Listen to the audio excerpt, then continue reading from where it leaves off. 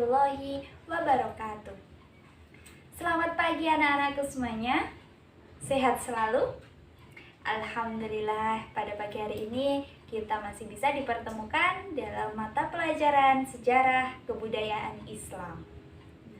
Sebelum kita mulai, marilah kita berdoa terlebih dahulu. Ibu pimpin ya berdoanya. Yuk disiapkan terlebih dahulu. Sudah siap? Berdoa mulai. Berdoa selesai. Semoga kita semuanya dimudahkan dalam proses pembelajaran pada pagi hari ini. Kita mendapatkan ilmu yang bermanfaat. Anak-anakku semuanya, kita cek kehadiran dulu ya. Ayo kita lihat samping kanan kirinya, depan belakangnya. Gimana? Ada yang nggak masuk? Alhamdulillah masuk semuanya ya. Kaila, Hari, oke masuk semuanya ya. Alhamdulillah. Inilah tandanya bahwa kita semuanya akan diberikan kemudahan untuk mempelajari ilmu pada pagi hari ini. Anak-anakku semuanya, sebelum kita masuk ke dalam materi, Ibu punya satu gambar. Kalian tebak ya nanti. Siapa yang tahu harus acungkan jari terlebih dahulu, baru kita menyampaikan pendapat ya. Oke, siap? Nah, ini dia gambar yang Ibu punya. Ibu tempel di sini ya, di depan.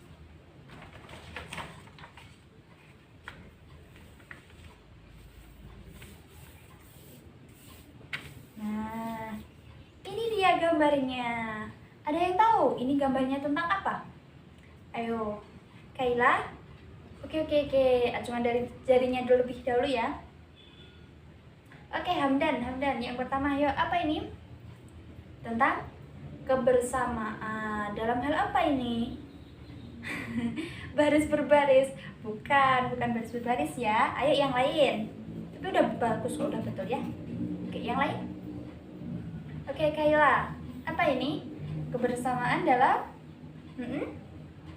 Oke, iya, tepat sekali. Yaitu kebersamaan di dalam antar agama. Nah, ini Muslim.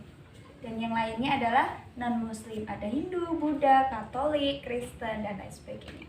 Nah, melalui gambar ini tuh kan menggambarkan apa? Ini NKRI. Nah, melalui gambar ini kita tahu bahwa di negara Indonesia yang memiliki suku, keberagaman adat istiadatnya, kemudian keberagaman dari agamanya tetap menjadi satu kesatuan. Karena apa? Karena semboyan dari negara Indonesia, yaitu tentang Bhinneka Tunggal Ika, berbeda-beda tetap satu juga. Dan juga ada dasar negara kita, yaitu Pancasila, yang di dalamnya ada prinsip apa? Persatuan, gotong royong, dan saling menghargai. Nah, lalu kita nih ya, sebagai umat muslim, sudah jauh-jauh hari, jauh-jauh abad, kita itu diajarkan tentang menghargai. Sebelum Indonesia merdeka, bahkan di negara-negara Eropa pun, kita kaum muslim itu sudah diajarkan mengenai saling menghargai. Dari kisah siapa? Ada yang tahu? Ada yang tahu nggak? Belum ada yang tahu ya. Nah, ini nanti kita akan bahas di materi pertemuan kali ini. Nah, sebelum kita membahas, Ibu akan kasih tahu manfaat apa yang akan kalian peroleh. Manfaatnya apa ya yang akan kita peroleh? Manfaatnya adalah kita bisa memiliki perilaku atau semakin memantapkan perilaku untuk saling menghargai antar umat. Kemudian kita terhindar dari segala konflik antar umat, bahkan dari kaum muslim itu sendiri. Nah, anak-anakku semuanya, supaya lebih semangat lagi, kita bisa melakukan apa? Melakukan tepuk-tepuk dulu sebagai ice breaking kita ya. Semoga kita bisa semakin semangat. Apa saja sih Bu yang bisa membuat kita semangat? Ya mempersingkat waktu, kita bisa menggunakan tepuk-tepuk dulu ya. Besok-besok kita bisa deh pakai nyanyi atau gerakan yang lainnya. Oke, siap semuanya? Siap. Kita tepuk jempol ya. Ikuti bu guru dulu, nanti kalian bisa sendiri. Dan besok-besok kita bisa ulang lagi. Namanya adalah tepuk jempol. Pertama, Ibu beri aba-aba ya. Angkat jempolmu, ting tang. Jari jempol, jari tunjuk, jari tengah yang panjang. Jari manis untuk cincin, jari kelingkingku sayang. Ku berhitung 1, 2, 3, 4, dan 5. Lipat tangan, tatap depan, lalu kita belajar. Nah, kita belajar ya. Semangat. Oke, nanti bisa diulang-ulang lagi setelah pelajaran supaya tetap semangat. Nah, anak-anakku semuanya, di dalam membahas materi pembelajaran kali ini, Ibu akan memberikan inovasi baru.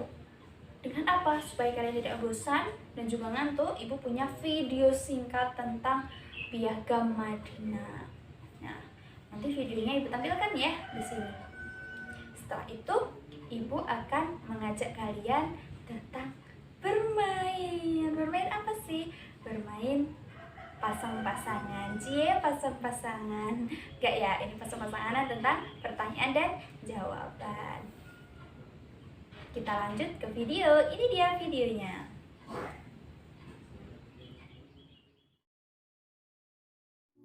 Sahabat milenial, setelah hijrah ke Yathrib yang kemudian bernama Madinah, Muhammad tidak hanya menjadi seorang rasul, melainkan juga pemimpin politik. Nabi berhasil menyatukan warga Madinah yang terdiri dari kabilah, suku, dan agama yang berbeda di bawah Piagam Madinah. Sejarawan modern mencatat Piagam Madinah merupakan konstitusi pertama dalam sejarah politik.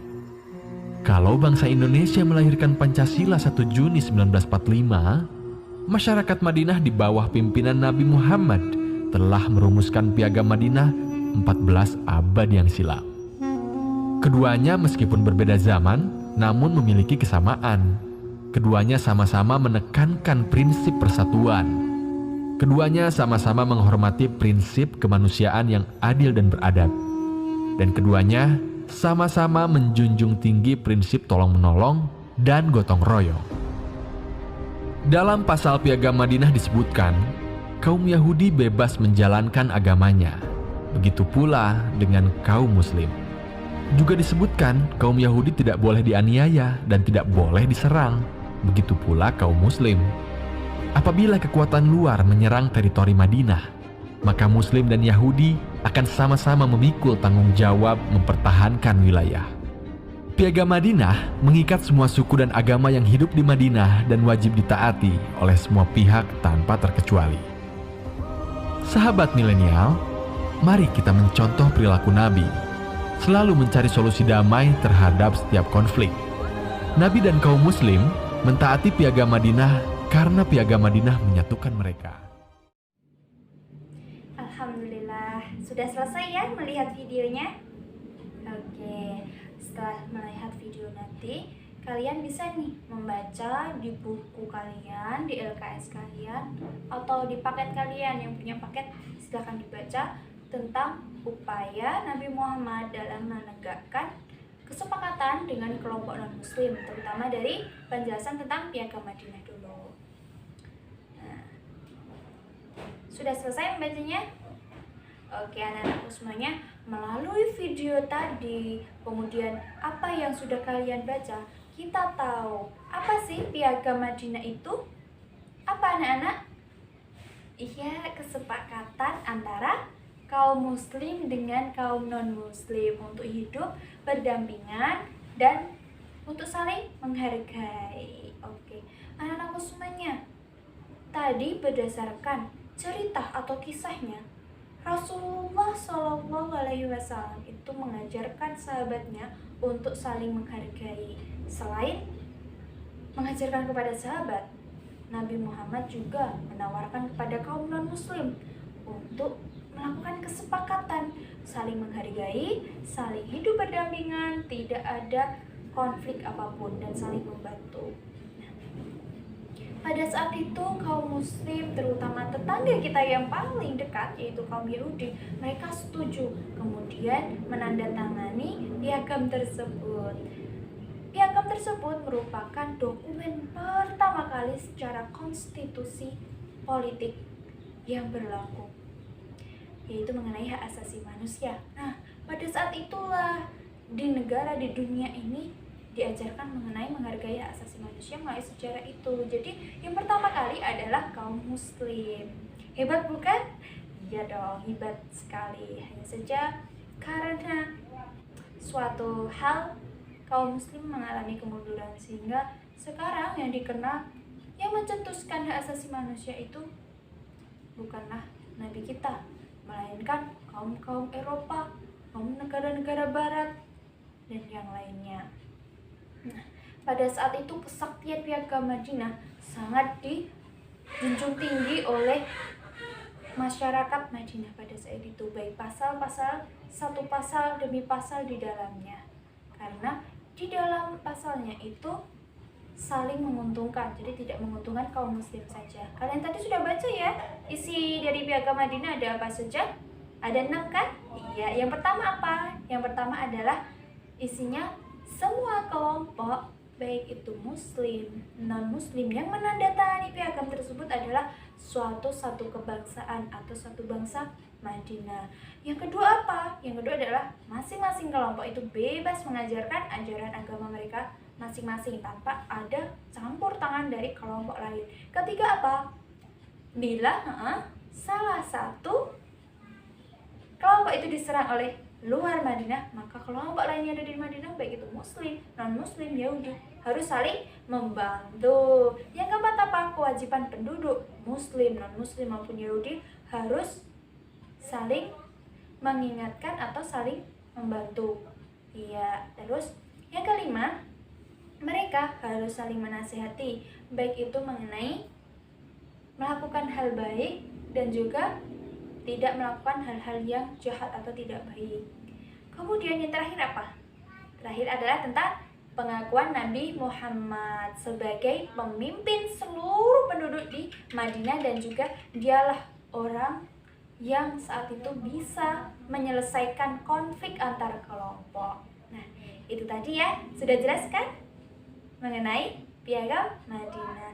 Nah, setelah penjelasan tersebut, Ibu akan mengajak kalian tentang permainan. Tentang apa ya permainan dari itu tadi ya, isi dari Piagam Madinah, supaya kalian mudah hafal dan juga sudah bisa memahami. Nah, Ibu punya kartu nih.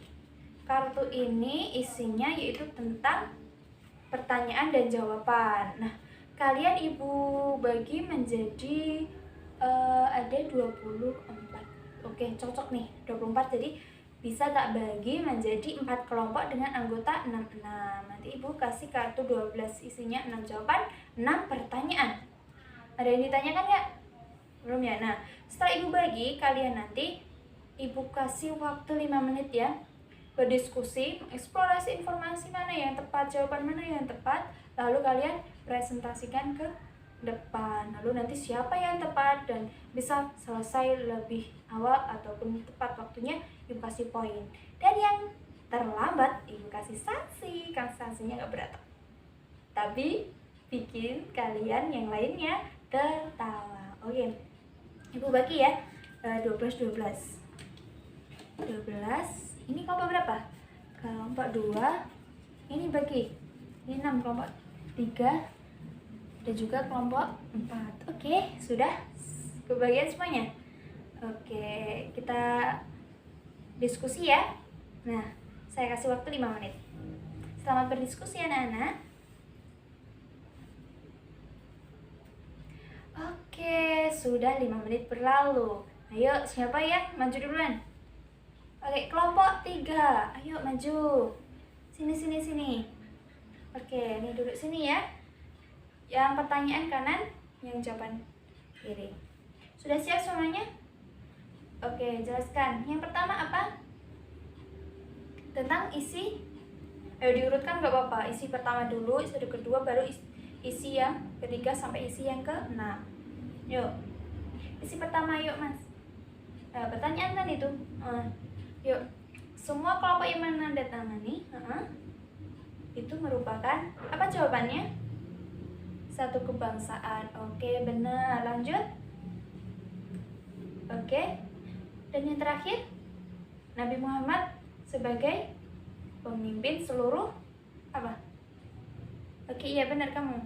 Seluruh masyarakat Madinah dan juga orang yang bisa menyelesaikan permasalahan antar kelompok. Oke, beri tepuk tangan buat kelompok yang ketiga ya. Mereka sudah menjawab dengan benar.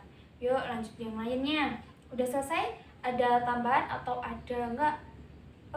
Ada Bu, tentang mereka kurang tepat memberikan jawabannya. Menurut kalian udah tepat belum? Udah, iya betul sekali, semuanya udah benar ya. Oke, nah berhubung ini waktunya sudah hampir habis, kalian dikumpulkan ya hasil diskusinya. Tadi dituliskan di lembar.